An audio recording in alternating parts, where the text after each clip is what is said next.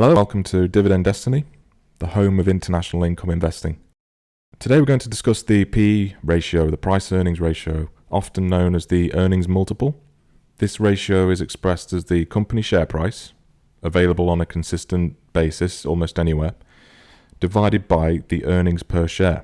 So in simple terms, it illustrates how much investors are willing to pay for $1 of earnings, or whatever currency your domestic market is denominated in. So for example, if a company is trading at a multiple of 20, it means that investors are willing to pay $20 per share of stock in a company with an earnings per share of $1. And if the share price doubles but earnings remain the same, you'll be paying $40 for the same dollar of earnings. I prefer to take the average earnings from the previous 5 years, or preferably more if available, to account for any irregularities in earnings disparities from year to year, and calculate the PE ratio from this average using the current share price, which is, as I said, available anywhere. This can then be compared to companies in the same sector and the broader market, and this information is again broadly available online, for instance on Morningstar. Using the criteria of value investing legend Ben Graham, we can regard a stock trading at a multiple of less than 10 as cheap, 10 to 20 as moderately priced, and more than 20 as expensive. More importantly, we should compare the PE ratio to other companies in the same sector, as well as the general market, as well as its historical average price. So a company trading at a sky-high PE tends to reflect that a stock is overvalued, or that there are assumptions for high growth in the business. Thinking back to the dot-com boom, many technology companies were trading at huge PEs, reflecting the emotion-driven, inflated prices of these stocks. Today, Amazon trades at a PE of around 60, which is extremely high. It's not as high as it has been in the past, but it's still very high. This is even when considering its phenomenal growth. And the consequence of this is that earnings must grow rapidly to catch up with the market valuation, and if earnings miss consensus estimates, the stock price can get hit very hard.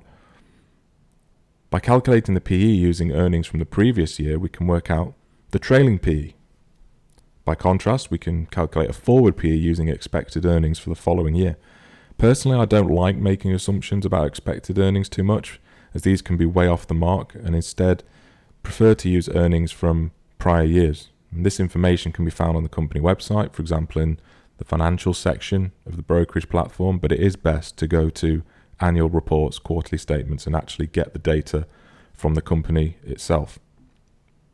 Going back to our hypothetical example, the trailing PE ratio would be calculated as follows. So if we have our stock trading at, say, 100 cents or $1 share price, we would then divide that by the trailing annual earnings per share, which could be 12 cents.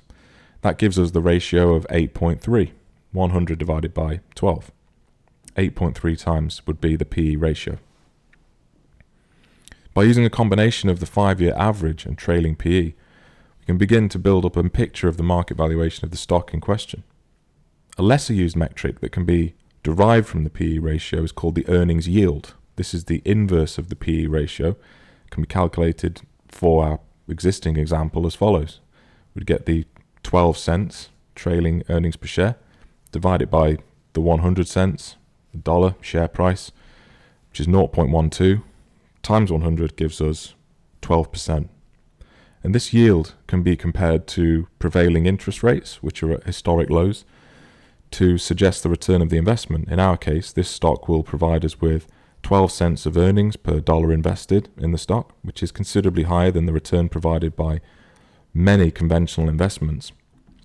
As stock investors, we should insist on a return of several percentage points above bonds and other investment instruments, given that we have the residual claim on assets. So if the company goes bust, then the debt holders get the whatever's left in the company, and we have the residual claim. So we want to be compensated for taking more risk by holding stock. Granted, it's unlikely that all of the 12 cents in earnings will be distributed to us as shareholders, but it nevertheless provides a useful measure to implement as part of an investment thesis. So let's have a go at putting this into practice. We know fundamentally what the PE stands for and how it's calculated, what it means. Let's go on to morningstar.ca because that's where we're based at the moment. We're based in Toronto, Canada. And let's do a valuation, or part of a valuation, I should say, on Becton Dickinson. Just pick that company out of thin air. This is a pharma company that develops, amongst other things, vacuum equipment and needles for use in medical applications. Very sophisticated company on the cutting edge of medical equipment. And let's have a look through here. We should be able to find the key ratios. Remember, we're just focused on the PE ratio for the time being. All right, so the consensus forward PE, according to the analysts' estimates of the earnings for next year, is 19.12, which is just about the threshold for, and remember obviously Ben Graham's thresholds were devised way back in the 30s, and it's a very different market that we inhabit now. But that would imply that it's expensive just on an abstract basis. Let's take a look at the price earnings from the last 5 years or so, 6 years. We've got data on Morningstar here of going back to 2011. Got a decade of data. So we can see how the PE, the average for the year, has changed over time. We've seen that it go from around 13 way back in 2011, 14 in 2012, 2013 it's hiked up massively to 23, 2014, 2015, between 2015 and 2017 it's hovered around 46, 2018 it shot up to 375, which is, I don't know if that's it's obviously an anomaly, but that's against. So that's why we would do an average calculation. We would take all of these and average it, and they've already done that here. So the current PE, it's saying is 43, which again that is very expensive. 2020 92, 2019 69. So this is a stock that the market really values and respects. So PE ratio also can be a marker of earnings quality.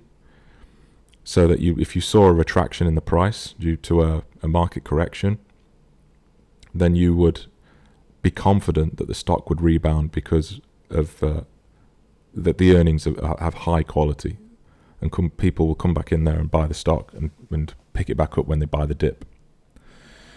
5-year average is 87, and then the broader index PE at the moment is 27. So the S&P 500 index is 27. So more expensive than the average market. So it's a company that is a high quality company, high quality blue chip. I won't go into any of the other metrics for the time being. Just the PE ratio. I just wanted to show you an example of how we would do that part of the analysis online. Thanks for listening. Do tune in next time for more financial content. You've been watching Dividend Destiny.